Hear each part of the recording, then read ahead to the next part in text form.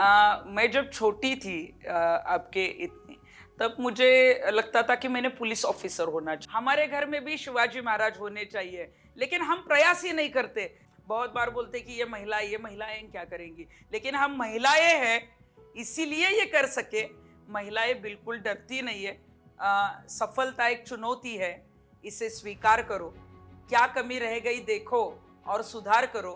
यूं ही नहीं किसी की जय जयकार होती, कोशिश करने वालों की कभी हार नहीं होती।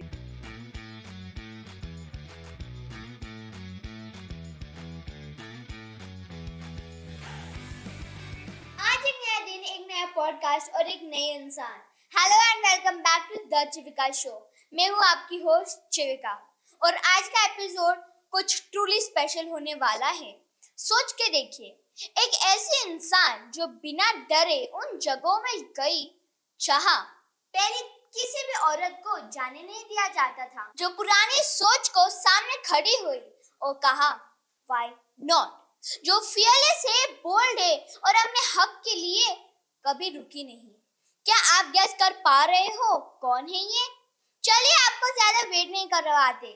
She is a powerful voice for womens right, एक चेंज मेकर, एक रियल लाइफ हीरो। तो आइए मिलते हैं सोशल एक्टिविस्ट तृप्ति देसाई से on the Jeevika show. Welcome miss Trupti on the Jeevika show. Thank you. तो पहला क्वेश्चन है, आप अपने बचपन के बारे में थोड़ा सा बता सकती हो? आप कहाँ बड़ी हुई थी?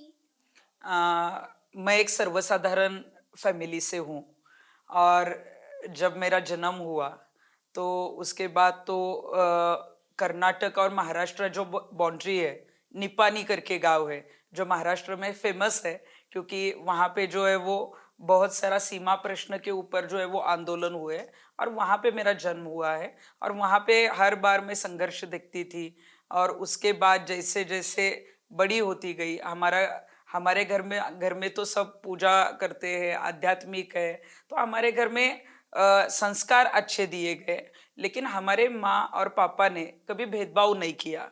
मतलब मेरा भाई हो, मैं लड़की या लड़का, ऐसे कुछ भेदभाव नहीं किया। और जब बड़ी होती हुई, ऐसे ही जब आगे हम मतलब बड़े होते गए, तो ऐसे ही कि भेदभाव नहीं करना चाहिए। अगर कहीं भेदभाव हुआ तो आवाज उठानी चाहिए। महिलाओं को या फिर लड़कियों को कहीं कम अगर समझा जाता है तो हमें बोलना चाहिए। तो ये जो है वो कहीं ना कहीं घर से जो हमें संस्कार हुए, इससे हम आगे जो है वो आए। और सोशल वर्क की जो रुचि थी वो पहले से थी।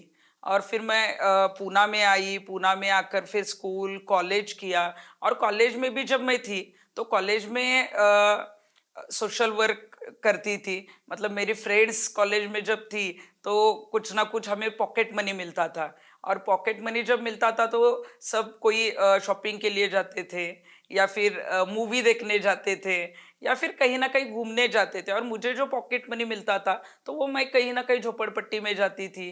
किसी के अगर छोटे बच्चे के यहाँ अगर कपड़े नहीं है तो उसको कपड़े लाकर मैं देती थी, उनके यहाँ पे जाकर बैठती थी। तो मेरे फ्रेंड्स बोलती थी अरे इससे नहीं हमने फ्रेंडशिप रखनी चाहिए। या हमारे मतलब हम जो एसएनडीटी कॉलेज में थे तो वहाँ पे डेक्कन वगैरह जो एरिया है, तो वहाँ पे मतलब सब फैशनेबल रहते थे। तो कहीं ना कहीं हमारे फ्रेंड्स को, लड़की जो मेरी फ्रेंड्स है, उनको लगता था कि अरे ये सोशल वर्क कर रही है लेकिन ये गरीबों में जाती है, गंदे लोगों में जाती है, ऐसा उनकी एक समझ थी। लेकिन मैं आपको बताना चाहूंगी, ये काम करते करते मैं यहाँ तक आई। और अभी मैं अभिमान से कहती हूँ कि अभी मेरी फ्रेंड कहती है कि तृप्ति देसाई हमारी फ्रेंड है। तो जब आप 10 साल की थी मेरी तरह, तब आपने क्या सोचा था? आपका सपना क्या था उस टाइम? मैं जब छोटी थी आपके इतनी, तब मुझे लगता था कि मैंने पुलिस ऑफिसर होना चाहिए, क्योंकि मैं कहीं भी देखती थी कि पुलिस को सब डरते थे।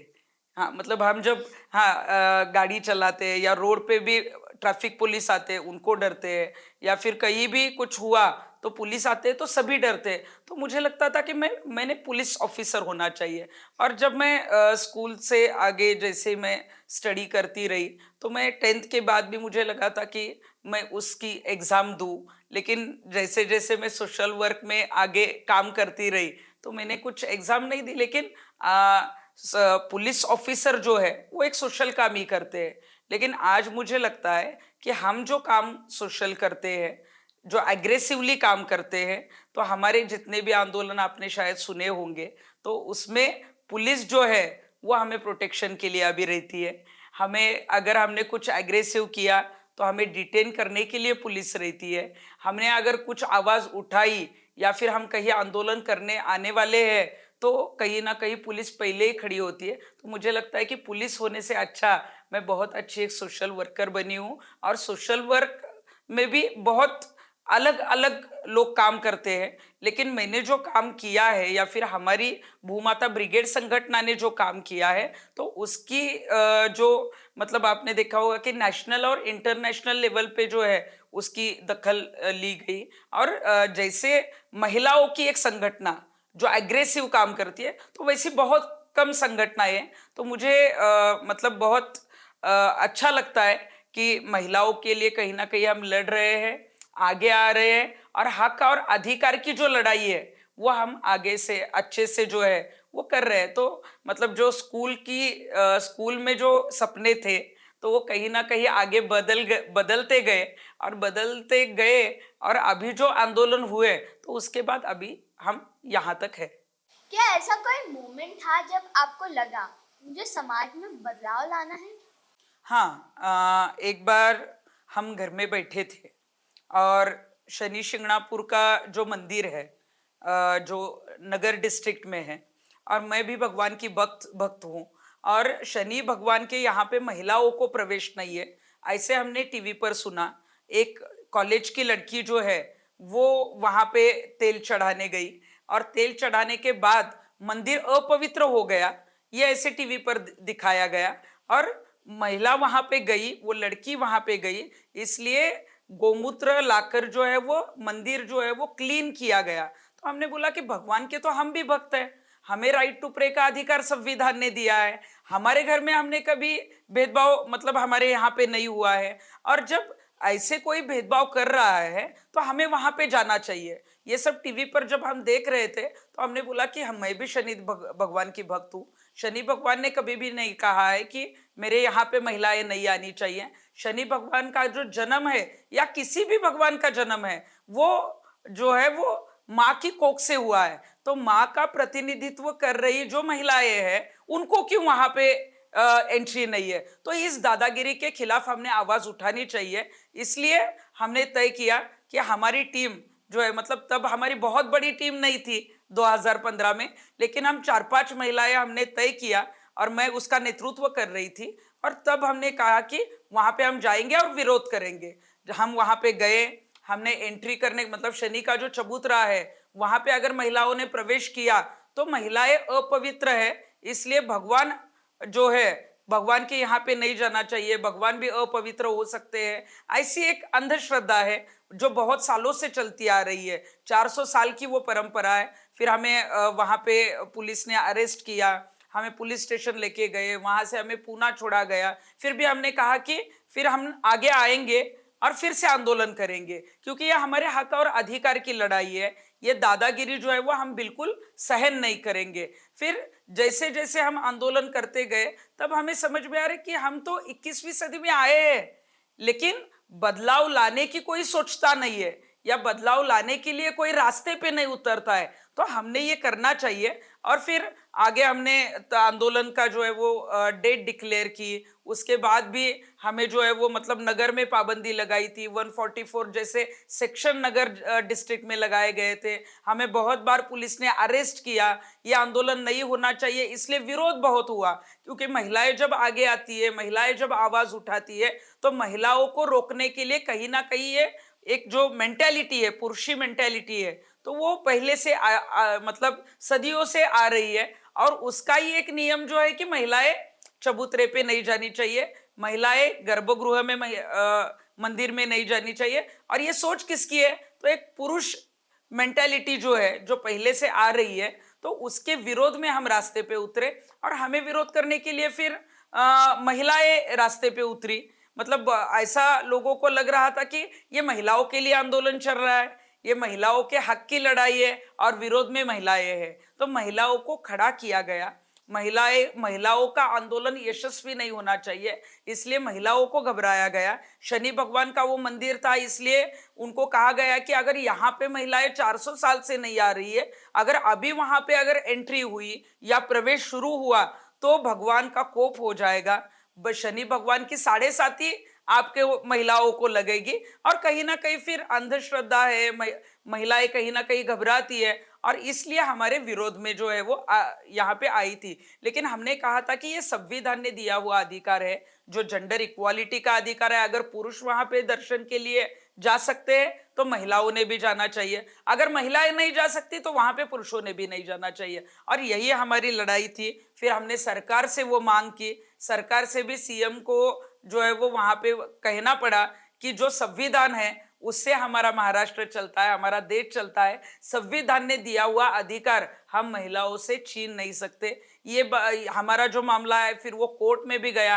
कोर्ट में भी हाई कोर्ट और सुप्रीम कोर्ट के जो ऑर्डर्स आए, उन्होंने कहा कि शनि शिंगणापुर का चबूतरा हो या त्र्यंबकेश्वर का गर्भगृह का प्रवेश हो या फिर हाजी अली का मजार का प्रवेश हो, यहाँ पे महिलाओं का समानता का अधिकार होना चाहिए। जो राइट टू प्रे का अधिकार है, अगर किसी को वहां पे जाकर प्रार्थना करनी है तो वहां पे जैसे पुरुष गर्भगृह में जाते हैं वैसे ही महिलाओं ने करना चाहिए। ऐसी ऑर्डर्स भी आ, मुझे लगता है कि ये बदलाव जो सोचा था तो आगे हम करते गए। तकलीफ बहुत हुई।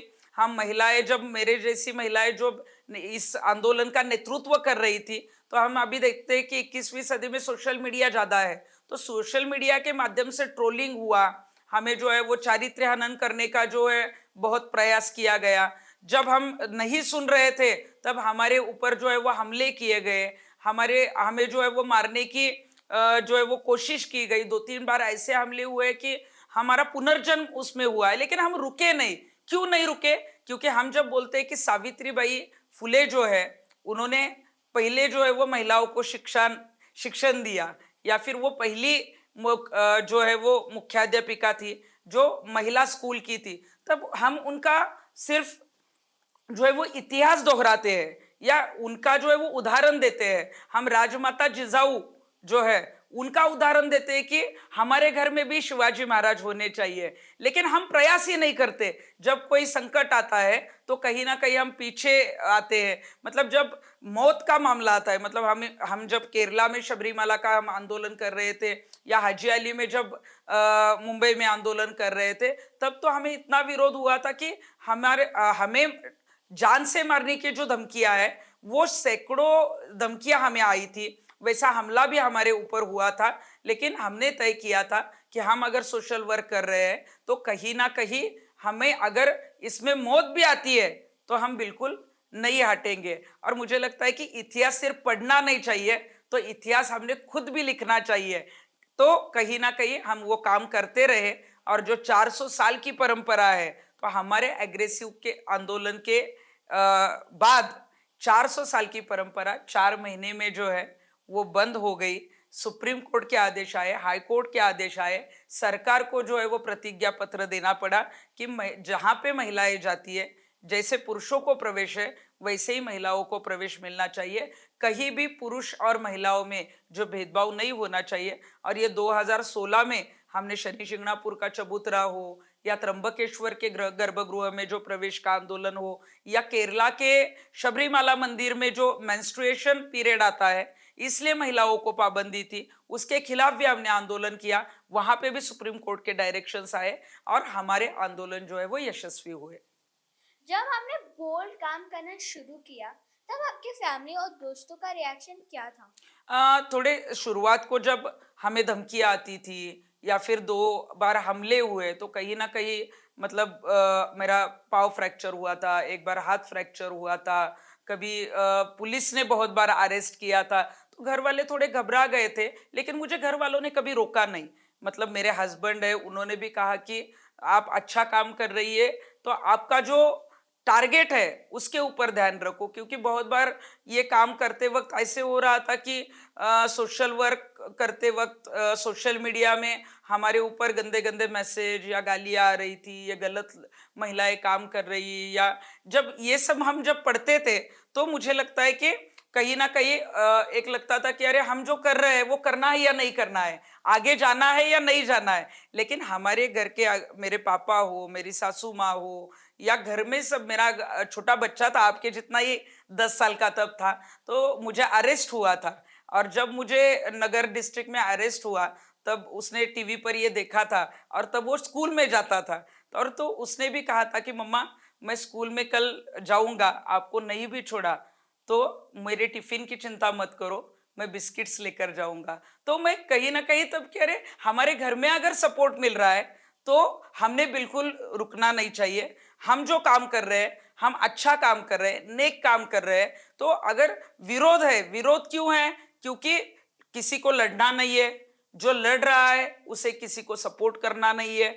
अगर प्रवाह के विरोध में कोई काम कर रहा है, क्योंकि सरकार, सिस्टम के खिलाफ काम करना बहुत मुश्किल है, और सिस्टम के खिलाफ हम काम करते हैं, इसलिए ये सब समस्या आई। अगर हम सिस्टम के साथ जाते, किसी पार्टी में जाते, तो बिल्कुल हमें बहुत बड़ा सपोर्ट मिला होता, या फिर इतना बड़ा ऐतिहासिक आंदोलन हुआ है तो सरकार के बहुत बहुत बड़े जो पुरस्कार आपने सुने होंगे, पद्मश्री हो या बहुत सारे पुरस्कार है, वो हमें मिले होते। लेकिन अभी तक हम सिस्टम के खिलाफ काम करते आ रहे हैं। और मुझे लगता है कि हक और अधिकार की जो लड़ाई है, वो लड़ते वक्त किसी भी मतलब कोई भी संकट हो, उसका सामना करने की तैयारी हमारी होनी चाहिए। बहुत बार बोलते कि ये महिलाएं क्या करेंगी, लेकिन हम महिलाएं हैं इसीलिए ये कर सके।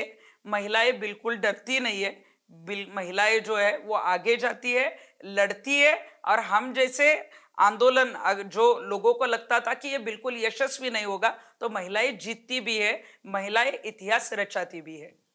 एक लाइन है, women can do everything main can do but they can do it better.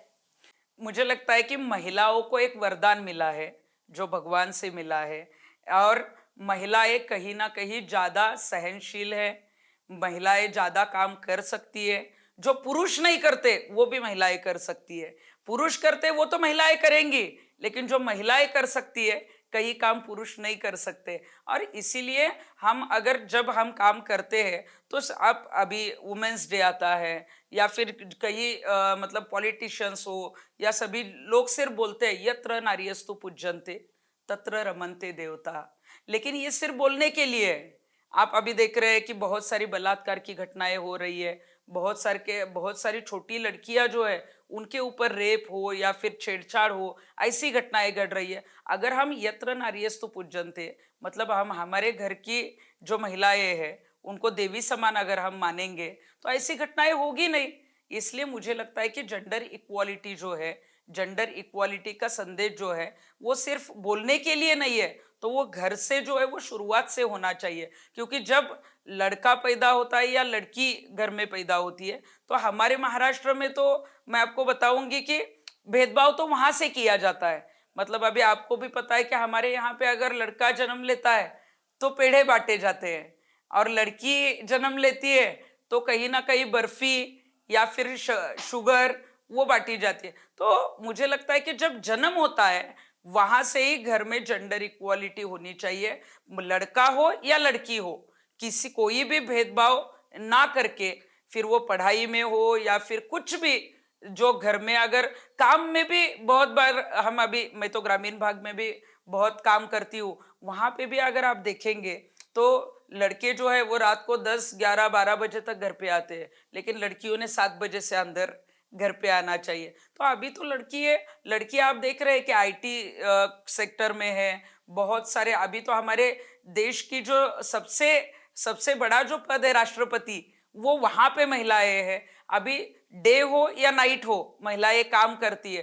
तो समानता का अधिकार जो है वो घर में जैसे लड़कों को दिया जाता है, वैसे लड़कियों को भी मिलना चाहिए।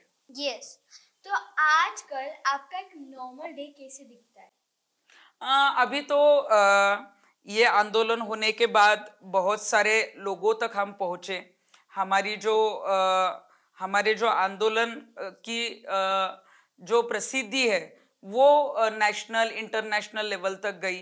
और जब महिलाओं के लिए हम आगे आकर काम कर रहे थे, तो कहीं ना कहीं महिलाएं हमारे ऊपर विश्वास रखती है। कहीं पुलिस ने अगर कुछ कंप्लेंट दर्ज नहीं की, वो केसेस हमारे पास आती है। पुलिस ने केस दर्ज की है, लेकिन कहीं आरोपी नहीं मिल रहे हैं, तो कहीं ना कहीं हमारे यहाँ पे जो है वो लोग न्याय के लिए आते हैं। और बहुत सारे कामगारों के लिए हम काम करते हैं, फार्मर्स के लिए काम करते हैं। जहां जहां पे अन्याय हो वहां पे हमारी संगठन और हम काम करते हैं। पूरे स्टेट में एक भी डिस्ट्रिक्ट ऐसे नहीं बचा है कि जहां पे हमारे संगठन ने काम नहीं किया। और सिर्फ महिलाओं का ही नहीं, बीच में तो हमने ये भी मांग की है कि महिला आयोग जैसे है वैसे अभी पुरुष हक का आयोग जो है उसका भी जो है उसकी भी स्थापना जो है वो होनी चाहिए। और थोड़ा सा विरोध किया गया, क्योंकि मैं एक महिला हूँ और मैं क्यों ये मांग कर रही हूँ। लेकिन अभी जैसे महिलाओं के ऊपर अत्याचार बढ़ रहा है, वैसे ही अगर आपने कुछ मामले देखे होंगे कि ड्रम में बीच में जो है वो अपने हस्बैंड को ही किसी ने मार के ये किया था, किसी ने बीच में जो है वो रिवॉल्वर लेके जो है वो अपने हस्बैंड को शूट किया था, या जो कुछ ऐसी घटनाएं आगे आ रही है। तो मुझे लगता है कि जैसे महिला आयोग स्टेट में या नेशनल लेवल पे काम कर रहे हैं, वैसे पुरुष हक का आयोग पुरुषों के लिए, मतलब अगर कहीं अन्याय होता है तो उनके लिए वो होना चाहिए। और जैसे मैं समानता का बोल रही हूँ, समानता अगर मंदिरों में प्रवेश के लिए हम आंदोलन कर रहे हैं तो वहां पे समानता है, तो यहाँ पे भी न्याय में भी कायदा भी हमारा जो कानून है वो सबके लिए समान है। लड़कियों के लिए अलग, लड़कों के लिए अलग बिल्कुल नहीं है। जहां पे भी कुछ होता है तो सभी के लिए सेक्शंस सेम है, जो शिक्षा है वो सेम है। तो ये समानता जो है वो सभी जगह होना चाहिए, और इसके लिए हम आगे जो है वो काम कर रहे हैं। जब आप शनि सिंगापुर टेम्पल में एंटर हुए थे, तब आपका मन क्या चल रहा था? जब एंट्री होनी चाहिए इसलिए बहुत बड़ा संघर्ष करना पड़ा। और बहुत लोग बोल रहे थे कि ये जो प्रवेश है, ये जो आंदोलन है कभी सक्सेस नहीं होगा।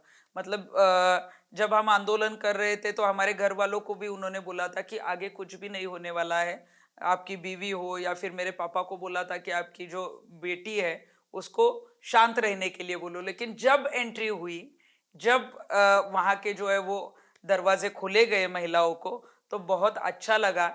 जो हम काम कर रहे थे महिलाओं के लिए, वुमन एम्पावरमेंट बोला जाता है, लेकिन वो वुमन एम्पावरमेंट है क्या? जब हम कृति में उतरते हैं, जब एक्शन में उतर के कुछ ना कुछ वहां पे रिजल्ट देते हैं, तो उसे वुमन एम्पावरमेंट कहते हैं। और जो महिलाएं पूजा करने के लिए वहां पे जाती थी, तो अभी तक उनका अपमान होता था, उनको नहीं छोड़ा जाता था। और वहां अगर जब हमने महिलाओं को मान सम्मान से वहां पे जाने दिया, जब हमने भी वहां पे प्रवेश किया, तो मुझे लगा था कि हमने एक बहुत अच्छा काम किया है, ऐतिहासिक काम किया है। और महिलाओं के अधिकार की लड़ाई की ये जीत है, ये संविधान की जीत है। जब लोग आपको रोकने की कोशिश कर रहे थे, तब आपको डर नहीं लगा? एक्चुअली मैं पहले से ही जो है वो बोल्ड काम करती हूँ, या मैंने आपको जैसे बोला कि हमारे घर में कभी भेदभाव नहीं हुआ। मतलब जब लड़का हो या लड़की हो, जैसे मेरे भैया को सिखाया है, उससे भी ज्यादा मुझे जो है वो मतलब लड़कों जैसा जो है वो हमारे घर में मैंने, मेरी मम्मा माँ हो या पिताजी हो, उन्होंने मुझे ये किया। डर थोड़ा सा लगा था, लेकिन हमने कहा था कि डर डर गए तो कुछ भी नहीं होगा। लेकिन बिना डर के अगर हम आगे जाएंगे तो जो नहीं होने वाली चीजें भी है वो हो सकती है। और हमने वो प्रयास किया। मुझे लगता है कि डरने की कुछ जरूरत नहीं है। हाँ, जब बहुत ही विरोध होता है तो कहीं ना कहीं लगता है कि हम अच्छा काम कर रहे हैं, या हमें भी पता है, लेकिन ऐसे लगता है कि हम कहीं चूक तो नहीं रहे हैं, इसलिए ऐसे मन में थोड़ा सा डर ये होता है। लेकिन ये हमले हुए, लेकिन हमें जो है वो पुलिस ने डिटेन किया या फिर हमें गालियाँ आई, धमकियाँ आई, तब बिल्कुल डर नहीं लगा, क्योंकि हम अच्छा काम कर रहे हैं। और अच्छा काम अगर कर रहे हैं तो उसका रिजल्ट अच्छा ही होगा। और उस डर के आगे जाके हमने काम किया, इसलिए मुझे लगता है कि हमारी जीत हुई है। क्या कभी ऐसा टाइम आया जब आपको लगा बस अब नहीं हो पाएगा? ऐसा कभी नहीं टाइम आया, और मुझे लगता है ऐसा कभी टाइम नहीं आएगा। क्योंकि जब न, मतलब जो होने वाला नहीं था वो अगर हम कर सकते हैं, और ऐसे ही काम जब हमें अभी मतलब आंदोलन हो या फिर कोई भी केसेस आते हैं, या फिर हर रोज कुछ महाराष्ट्र में अगर होता है, तो उसके बारे में हमें पूछा जाता है, तो मुझे लगता है कि और कुछ ना कुछ करना चाहिए, कहीं रुकना चाहिए ये मन में आता ही नहीं है। लेकिन हर रोज कुछ ना कुछ हम नया करेंगे। उसमें अगर किसी को डर लगता है, कोई उसमें नहीं आ रहा है या कुछ काम नहीं कर रहा है, तो वहां पे जाकर हम काम करेंगे। रुकना तो हमारे जो है वो मतलब डिक्शनरी में मेरे तो नहीं है। आपके हिसाब से औरतों को मंदिर या रिलीजियस जगह में क्यों नहीं जाने दिया जाता था? पहले जो सदियों पहले जो परंपरा थी कि मेंस्ट्रुएशन पीरियड आता था, तब ये पैड्स नहीं थे। और तब आप अगर देखेंगे तो महिलाएं घर से बाहर भी नहीं निकलती थी। महिलाओं को जब मेंस्ट्रुएशन पीरियड आता था तब मतलब इतनी दवाई नहीं थी कि वो बाहर जाए या फिर उसका सामना कर पाए, इसलिए तब जो है वो सदियों पुराने इसमें जो है वो ये प्रथा थी। और इसीलिए तब कि महिलाओं ने मतलब 4 दिन विश्रांति लेनी चाहिए या फिर उन्होंने कहीं जो है वो ज्यादा ये काम नहीं करना चाहिए, इसलिए वो नियम किया था। और लोगों ने ऐसे किया कि नहीं, फिर ये ब्लीडिंग होता है तो भगवान के मंदिर में भी नहीं जाना चाहिए। फिर आगे जब हम अभी 21वीं सदी में आते हैं तो अभी भी आप अगर देखेंगे तो महिलाएं बोलती है कि नहीं, अभी मेंस्ट्रुएशन पीरियड है तो हमने मंदिर में खुद नहीं जाना चाहिए, हमने पूजा नहीं करनी चाहिए। तो मुझे लगता है कि जैसे 21वीं सदी में बदलाव आए हैं, तब अब मतलब जब मंदिर में नहीं छोड़ा जाता था, सदियों पुरानी एक परंपरा थी, सती परंपरा थी कि जब कोई पति अगर एक्सपायर होता है तो महिलाएं सती जाती थी। लेकिन ये गलत परंपरा थी। जैसे जैसे हम आगे आए, हमारे विचार बदलते गए, तो सती परंपरा जो आपने देखी है कि वो मतलब कैंसल हो गई। उसके बाद जो है वो केशवपन की परंपरा थी, मतलब हमारे अगर हस्बैंड एक्सपायर हुए तो कहीं ना कहीं जो है वो मुंडन किया जाता था सभी महिलाओं का, मतलब उनको अपमानित किया जाता था। लेकिन ये भी गलत परंपरा थी। जब विरोध होने लगा, आंदोलन हुए, उसको भी जो है वो ये बंद नहीं होनी चाहिए, इसकी इसलिए भी बहुत लोगों ने प्रयास किया, लेकिन वो बंद हुई। और इसीलिए जो सदियों पुरानी परंपरा है, अभी 21वीं सदी में हमारे साथ कोई भेदभाव नहीं करना चाहिए। हाँ, जिसको मंदिर में जाना है वो जा सकते हैं, जिनको गर्भगृह में नहीं जाना है वो बाहर से दर्शन ले। लेकिन अगर जिनको जाना है वो दादागिरी से आप बिल्कुल मत कीजिए। उसमें मतलब मेल और फीमेल ऐसा भेदभाव मत कीजिए। इसलिए हमने ये काम शुरू किया था। जो लोग कहते हैं ये तो ट्रेडिशन है, उनको आप क्या जवाब देती हैं? मैं उनको कहूंगी कि अगर ये ट्रेडिशन है तो ट्रेडिशन जो है वो पुरानी ट्रेडिशन है। अभी ट्रेडिशन ही आपको फॉलो करनी है तो मुझे लगता है कि अभी आप इंटरव्यू ले रहे हैं, आप तो मुझसे बहुत छोटी है, तो हम बदल गए हैं कहीं ना कहीं। आप हमारा एजुकेशन है, हमारी जो सिस्टम है, हम बदले हुए हैं। पहले आप देखते थे कि महिलाएं नौवारी साड़ी पहनती थी, जो घर से बाहर भी नहीं आती थी, वो मतलब पल्लू लेकर ही रहती थी। लेकिन बाद में फिर महिलाएं ड्रेस पहनने लगी, अभी जीन्स पहनने लगी है, शॉर्ट स्कर्ट पहनने लगी है, तो ट्रेडिशन तो वहां पे ही खत्म हो गया। अभी तो महिलाओं को एक नई सोच, महिलाओं को जो है वो हमने जैसे एजुकेशन दिया। अभी भी आप देखते हैं कि सरकार ने कहा है कि सरकार को अभी भी मतलब अभियान करना पड़ता है कि बेटी बचाओ बेटी पढ़ाओ। क्यों करना पड़ता है? क्योंकि अभी भी लड़कों को ज्यादा जो है वो प्राधान्य जो है वो महाराष्ट्र में दिया जाता है। लड़कियों को अभी भी जब लड़कियां पैदा होती है, जो स्त्री भ्रूण हत्याएं होती है, वो भी अभी महाराष्ट्र में थोड़ी बहुत हो रही है। तो ये अभियान सरकार को चलाना पड़ता है, मतलब महिलाएं अभी तक यहाँ पे जो है वो सबल नहीं हुई है। महिलाओं के बारे में जो विचार है वो कहीं ना कहीं, जो एक मेंटेलिटी है वो चेंज करने में कहीं सरकार कम पड़ गई है हो, या फिर हमारे जैसे सोशल वर्कर जो है वो कम पड़ गए। और इसीलिए मैं कहती हूँ कि ट्रेडिशन जो है वो ट्रेडिशन जैसे हम बदलते जा रहे हैं वैसा हमारा ट्रेडिशन भी बदलते जाना चाहिए। वहां के अगर गलत परंपराएं हैं तो हमने बिल्कुल वो गलत परंपराएं वहां पे ही छोड़नी चाहिए और हमें आगे जाना चाहिए। आप जेंडर इक्वालिटी का मतलब कैसे समझाती हो उन लोगों को जो उसमें बिलीव नहीं करते? मैं उनको यही कहना चाहूंगी कि जेंडर इक्वालिटी का अधिकार संविधान ने दिया है, वो सिर्फ पढ़ने के लिए नहीं है। क्योंकि संविधान के ऊपर हमारा जो है वो देश चल रहा है, किसी धर्म के ऊपर हमारा देश नहीं चल रहा है। तो जेंडर इक्वालिटी का जो अधिकार दिया गया है तो उसका इम्प्लीमेंटेशन करना चाहिए। पहले जैसे मैंने बोला कि हम जब घर में रहते हैं तो घर में हम जब छोटे होते हैं तब तब से, जब मतलब लड़का हो या लड़की हो, वो समान है, और समान तरीके से उनको हमें पढ़ाना है, उनके साथ रहना है, उनको आगे जो है वो सबका उनका करियर करना है। ये अगर हमने किया, और उसकी शुरुआत मैं जेंडर जेंडर इक्वालिटी की, अगर मैं सबको जो जेंडर इक्वालिटी इम्प्लीमेंट नहीं करते उनको कहूंगी कि आपके घर में लड़की है, आपके घर में लड़का है, तो इसकी शुरुआत आपके घर से होनी चाहिए। उनको संस्कार हो या उनको पढ़ाई हो या उनका कुछ भी आगे करना है, तो उसके उसमें बिना भेदभाव करके आपने उसकी शुरुआत करनी चाहिए। तभी ये जेंडर इक्वालिटी का जो अधिकार है वो सिर्फ एक बुक में नहीं रहेगा, तो वो जो है वो इम्प्लीमेंट होगा हमारे जीवन में। जो है मतलब ये घटनाएं भी क्यों घटती है, जो महिलाएं पुरुष या फिर ये अत्याचार, क्योंकि महिलाओं को पहले से गलत तरीके से देखा जाता है। अभी भी हमारी जैसे महिलाएं अगर लेट नाइट आई, तभी मतलब हमारे घर में कुछ प्रॉब्लम नहीं होता है, लेकिन बाजू वाले बोलते हैं अरे ये लेट नाइट आई है, ये कहाँ गई होंगी, या फिर ऐसे विचार। फिर वो महिलाओं को लेकर क्यों, एक जब एक लड़का रात को लेट आता है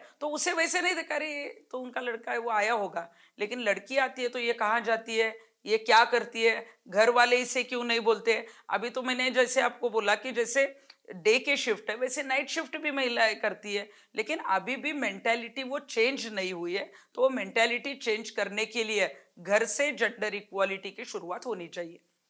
क्या आपको लगता है इंडिया में लड़कियों के लिए चीजें बेटर हो रही है? बिल्कुल हो रही है। इंडिया ऐसी एक कंट्री है, मुझे अभिमान है कि मैं इंडिया में हूँ, और इंडिया में बहुत सारा बदलाव जो है वो लड़कियों के कानून में हो, या फिर अभी जो घटनाएं घट रही है उसमें जो है वो कानून जो है वो मतलब कानून कायदे जो है वो ज्यादा सक्षम करने के लिए प्रयास हो रहा है। तो मुझे लगता है कि लड़कियां सुरक्षित होनी चाहिए, लड़कियां पढ़नी चाहिए, लड़कियों को जो है वो अच्छा जो है वो समानता का अधिकार मिलना चाहिए। इसलिए हमारी गवर्नमेंट गवर्नमेंट भी जो है वो अच्छा काम कर रही है, और लड़कियों के साथ जो है वो बहुत अच्छा काम, या फिर उनको आगे लेने के लिए भारत में बहुत अच्छा जो है वो अभियान शुरू है। आपको किस चीज से या किस इंसान से मोटिवेशन मिलता है जब मुश्किल वक्त आता है? डॉक्टर बाबा साहेब अम्बेडकर, जिन्होंने संविधान लिखा है, तो उनसे मैं प्रेरित हूँ। स्वामी विवेकानंद जी, जिन्होंने युवाओं को जागरूक किया, हमारे जैसे युवाएं जो है वो उनके विचारों से चलती है, उनसे मैं प्रेरित हूँ। राजमाता जिजाऊ जो है, जिन्होंने छत्रपति शिवाजी महाराज को जो है वो संस्कार दिए, और हमने देखा है कि छत्रपति शिवाजी महाराज जो है वो उनके जैसा अभी तक कोई नहीं बना है। तो ऐसे बहुत सारे महात्मा गांधी जी है, जिन्होंने हमें अहिंसा का संदेश दिया है, शांति का मार्ग ये किया है। तो उन सब से जो है वो मैं प्रेरित हूँ। अगर आप एक छोटी सी मैजिक चुटकी में दुनिया की कोई एक चीज बदल सकती हो तो वो क्या होती? मुझे लगता है कि अगर एक चुटकी में अगर मैजिक में कुछ बदलना हो, तो हमारा महाराष्ट्र बलात्कार मुक्त महाराष्ट्र होना चाहिए। ये बहुत ही एक नोबल थॉट है और काश ये हो पाए और यस, वो मैजिक चुटकी काम हो जाए। बिल्कुल मैजिक चुटकी ऐसी होनी चाहिए, क्योंकि हर रोज हम महिलाओं का दुख देख रहे हैं, और ऐसा हुआ तो बहुत अच्छा होगा। तो आपके जर्नी का एक ऐसा पल जो आपको इमोशनल कर गया, खुशी या दुख दोनों चलेगा। आ, हमारे घर में जब विरोध हुआ था, मतलब आंदोलन को बाहर जब विरोध हुआ था, और केरला के लिए मैं आंदोलन के लिए जा रही थी, और बहुत सारी धमकियां आई थी, 700-800 धमकियां आई थी कि महाराष्ट्र में तृप्ति देसाई की बॉडी भेजी जाएगी, उनको जिंदा नहीं भेजेंगे। और हमने ज्यादा घर में बोला नहीं था मेरे पापा को वगैरह। तो जब उनको पता चला कि मैं केरला जा रही हूँ, तो बहुत लोगों ने उनको फोन किया था कि लड़की को वहां पे जो है वो धोखा है, ऐसी ऐसी धमकियां आ रही है। तो मेरे पापा बहुत रोए थे कि तुम मत जाओ, या फिर आंदोलन करो लेकिन मत जाओ, तुम मेरी बेटी हो और मुझे तुम चाहिए। तब मैंने बोला था कि पापा मुझे माफ करो, मैं आपकी बेटी हूँ, लेकिन आपकी बेटी हूँ तो कुछ अच्छा काम भी करूंगी। और तब उनको मैंने कहा था कि मुझे आप आशीर्वाद दीजिए, मैं जिंदा लौटूंगी तो आपकी रहूंगी, और नहीं लौटूंगी तो जनता का काम करते हुए मरूंगी। तो एक तब बहुत इमोशनल मेरे पापा भी हुए थे, मेरे घर वाले भी हुए थे, क्योंकि वो बहुत रो रहे थे। और मुझे, मैंने जो आंदोलन किया है या मैंने जो काम हाथ में लिया है वो भी पूरा करना था। तो ये इमोशनल जो उस दिन ये इमोशनल डे जो हुआ था, तो वो मैं कभी भूल नहीं सकती, क्योंकि तब मैंने उनको भी आशीर्वाद मांगा था। और मैंने, मतलब आगे जो भी कुछ होगा, मैं जिंदा आऊंगी या नहीं मुझे पता नहीं था, लेकिन मैं सभी तैयारी से आगे गई थी। बट अब हमको पता है कि आप जिंदा आए हैं यस। और मुझे लगता है कि अच्छा काम करने के लिए पुनर्जन्म होता है। 2-3 बार ऐसे हमले हुए हैं, और हम अच्छा काम करते हैं तो कहीं ना कहीं भगवान भी देखता है, और अच्छे काम के लिए हमें जो है वो फिर से जो है वो अच्छे काम के लिए, जैसे हम हैं वैसे हमें पूरा भेजता है। बिग बॉस मराठी का एक्सपीरियंस कैसे था और आपने क्या सीखा उससे? बिग बॉस मराठी में जब मैंने हाँ कही थी, तो उसके बाद तो लोगों को पता चला कि पहली बार ऐसे कोई था कि सोशल वर्कर बिग बॉस में जा रहे हैं। और वहाँ पे मेरी 50 दिन की जर्नी थी। उसके बाद भी मेरी जो है वो, लोगों ने कहा कि हमें फिर से तृप्ति ताई चाहिए। फिर 8 दिन की जो है वो गेस्ट एंट्री हुई थी, और एक एक्सपीरियंस अलग था, क्योंकि मैं सोशल वर्क में काम करती हूँ, हर रोज रास्ते पे उतर के काम करती हूँ। वहाँ पे एक, जब हम वहां पे गए तो वो एक रियलिटी शो है, और रियलिटी शो में हम जैसे है वैसे दिखते हैं। जब हमें ट्रोलिंग होता था, गालियां आती थी, तो बहुत गलत लगता था, लेकिन हम सहन करते थे। जब बिग बॉस में मैं गई तो वहां पे मैं जैसी रियल हूँ वैसे लोगों को जो है वो दिखाई दी। और लोगों की भावनाएं मेरे मुझे देखकर जो है वो बदली थी, क्योंकि 24 घंटे मैं क्या करती हूँ क्या नहीं, लोगों को पहले लगता था कि ये झगड़ा करने वाली है, या फिर ये जो है वो, मतलब शायद इसके साथ किसी ने शादी भी नहीं की होगी। मुझे अभी 15 साल का लड़का, ये लोगों को कुछ पता नहीं था। या फिर मैं खाना बनाती हूँ नहीं बनाती हूँ, या फिर वहां पे अगर झगड़े होते हैं तो मैं कैसे उसमें जो है वो मार्ग निकालती थी। ये सब उन्होंने जब देखा, तो मुझे एक फायदा ऐसा हुआ कि बिग बॉस मराठी में जाकर जो एक ट्रोलिंग हमारे खिलाफ होती थी, तो वो 70 to 80% ट्रोलिंग जो है वो कम हो गई। हम कैसे, वो पता चला। और एक एक्सपीरियंस ऐसा हुआ कि बाहर जब हम आए, अभी हमारा मराठी का सीजन होके शायद 3 से 4 साल हुए होंगे, लेकिन एक सोशल वर्कर भी सेलिब्रिटी हो सकती है। तो ये एक्सपीरियंस मेरे लिए बहुत है। अभी भी कहीं भी गाड़ी रुकती है, कहीं भी मैं रुकती हूँ या फिर बोलती हूँ, कहीं भी जाती हूँ, तो एज अ सोशल वर्कर और एज अ सेलिब्रिटी लोग हमें बहुत सम्मान देते हैं। और मुझे ये सम्मान जो है, तो सोशल वर्क में तो सम्मान मिलता था, लेकिन बिग बॉस मराठी के बाद जो है बहुत बड़ा सम्मान जो है वो महाराष्ट्र में सभी जगह जो है वो मिलता है।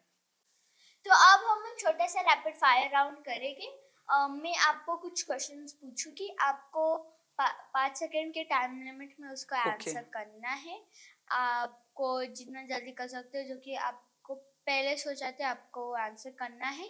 या इधर यस और नो क्वेश्चन रहेंगे, लाइक या वुड यू रादर क्वेश्चन रहेंगे, या नॉर्मल ओके। क्वेश्चन रहेंगे जिसको आपको आंसर करना है। यस। पहला क्वेश्चन, अर्ली मॉर्निंग पर्सन या late night thinker? Early morning. Okay.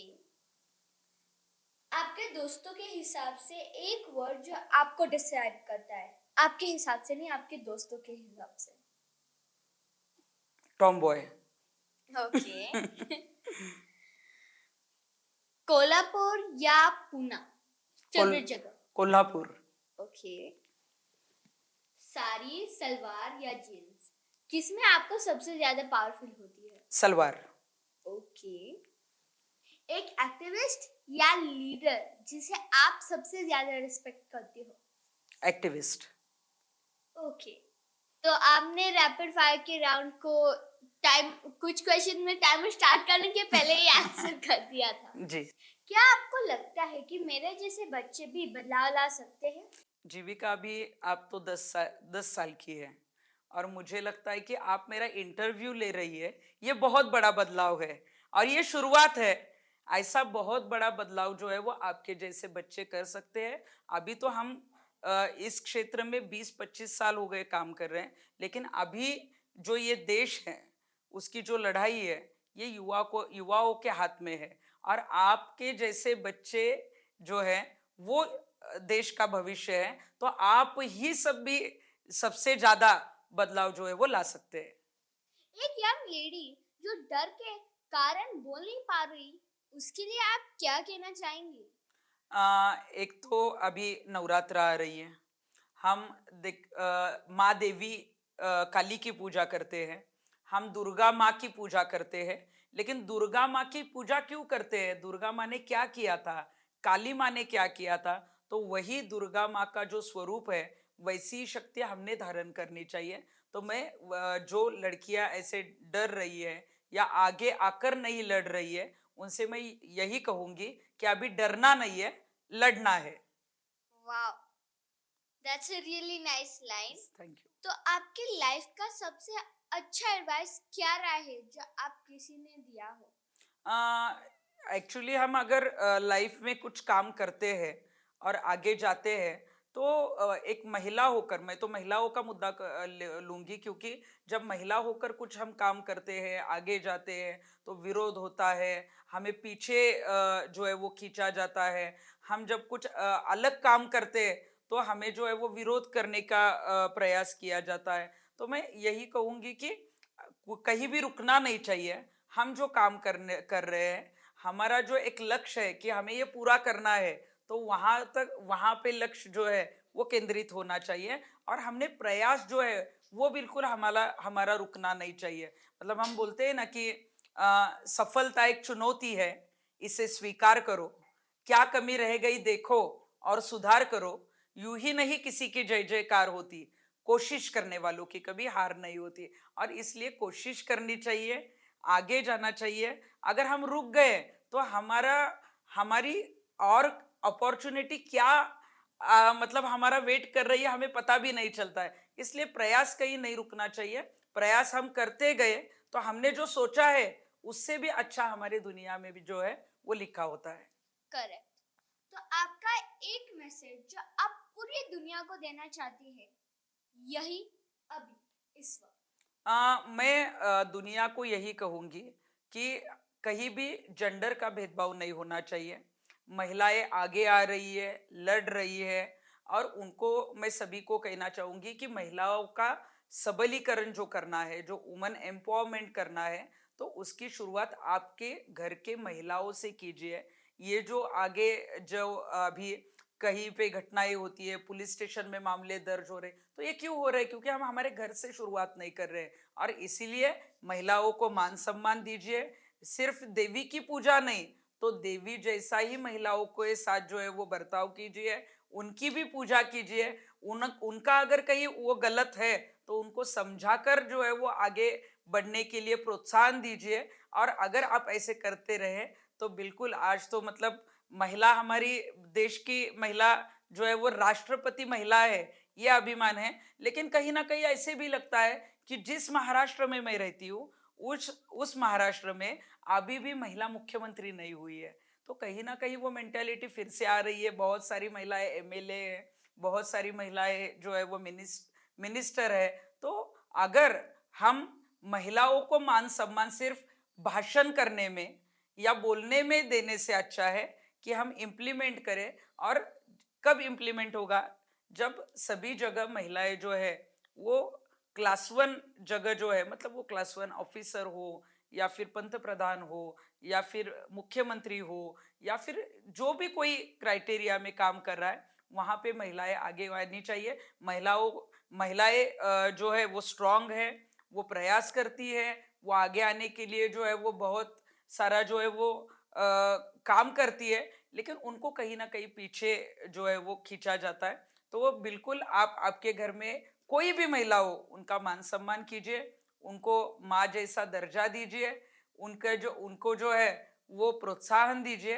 यही मैं जो है वो कहूंगी। और मैं सरकार से भी निवेदन करूंगी कि सिर्फ महिलाओं के लिए अभी एक एक स्लोगन है, मतलब लड़कियों के लिए, बेटी बचाओ बेटी पढ़ाओ। लेकिन मैं सरकार से आपके इस इंटरव्यू से एक आह्वान भी करूंगी कि सिर्फ बेटी बचाओ बेटी पढ़ाओ नहीं, तो अपने बेटे को भी समझाओ, ऐसा वो स्लोगन होना चाहिए, फिर जो है वो समानता आएगी। Wow, what an inspiring conversation. Thank you.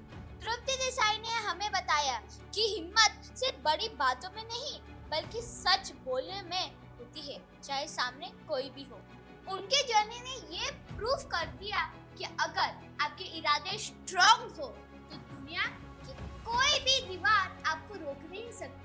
Thank you so much miss Tripti for joining us on the Jeevika show. Thank you. और आपने बहुत अच्छा इंटरव्यू लिया। आप इतनी छोटी है, हम काम ही इसलिए करते हैं कि महिलाएं आगे जानी चाहिए, और इसलिए छोटी अभी जो बच्चियां हैं वो इतनी क्लेवर हो रही है, आपकी जैसी 10 साल की लड़की इतना बड़ा इंटरव्यू ले रही है। तो ऐसे ही जो छोटी बेटियां हैं वो अगर ऐसे ही काम करती रही तो मुझे लगता है कि ये 50% नहीं, जो है वो 100% जैसे पुरुषों का है वैसे ही महिलाओं को जो है वो दर्जा और मान सम्मान अपने आप मिलेगा। थैंक यू, आपने आपका स्टोरी, आपकी स्ट्रगल और आपका स्ट्रेंथ हमारे साथ शेयर किया। आप जैसे लोग हमें ये याद दिलाते हैं कि चेंज पॉसिबल है, even if it starts with just one person. अगर आप सबको ये एपिसोड पसंद आया हो तो जरूर शेयर करें और फॉलो करना मत भूलना द जीविका शो को, क्योंकि अगला एपिसोड भी एक नई कहानी, एक नई लर्निंग के साथ आएगा। मैं हूँ जीविका, मिलूंगी आपसे नेक्स्ट टाइम एक नए इंसान के साथ। तब तक के लिए be curious, be kind and never be afraid to speak up. Bye bye, this is Jeevika signing off, and thank you again Miss Trupti for joining us on the Jivika show.